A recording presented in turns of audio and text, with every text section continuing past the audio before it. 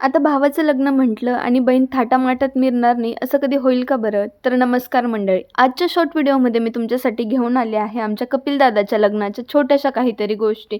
आता खरं तर आहे ना, लग्नाची मजा ही आमची खानदेशातच असते आणि त्यातल्या त्यात मेहंदी, हळद, लग्न हे 3 दिवसाचे कार्यक्रम एवढे मजेशीर असतात की कायच सांगू. म्हणून आज मेहंदीचा कार्यक्रम होता. मी सुद्धा गेल्यानंतर तिकडे चुडा भरून घेतला आणि त्यानंतर जेवणासाठी इकडे छान असं बिर्याणीचा बेत होता म्हणून पोटभर बिर्याणीवर ताव मारला आणि जो काही कार्यक्रमाचा सेटअप होता त्या सगळ्या गोष्टी इथे छान असं ऑर्गनाईज करून झाल्या होत्या आणि नंतर आमच्या दादाची एंट्री झाली. तर हा आहे आमचा कपिल दादा, ज्याचा आज मेहंदीचा कार्यक्रम आहे आणि 2 दिवसानंतर तो सुद्धा लग्नाच्या बेडीत बांधला जाणार आहे.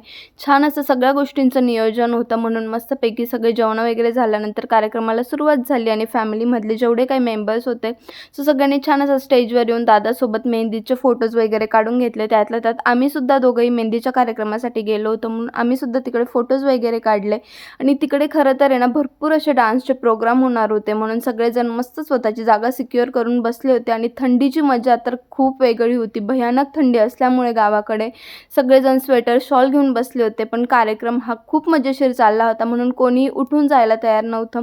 सो ठीक आहे, आता सगळ्यांनी छान असं फोटोज वगैरे काढल्यानंतर इकडे डान्सचे प्रोग्राम सुरू झाले आणि ही होती आमच्या आशू वहिनींची बहीण, जिने डान्स खूप धमाल केले.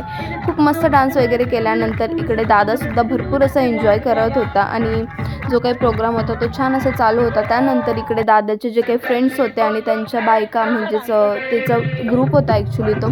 सो त्याचे फ्रेंड्स वगैरे त्यांनीसुद्धा छान असा डान्स बसवला होता. त्यांनीसुद्धा डान्स वगैरे केला आणि भरपूर असा कार्यक्रम झाल्यानंतर आमचा शेवटचा छोटासा प्रोग्राम होता माझ्या भावाच्या मुलीचा म्हणजे सावीचा. इतकी गोंडस आहे ना ती की काय सांगू. तिने सुद्धा छान असा डान्स परफॉर्मन्स दिला आणि जे काही आमच्या कपिल दादाच्या मेहंदीचा प्रोग्राम होता तो खूप मजेशीर असं पार पडला.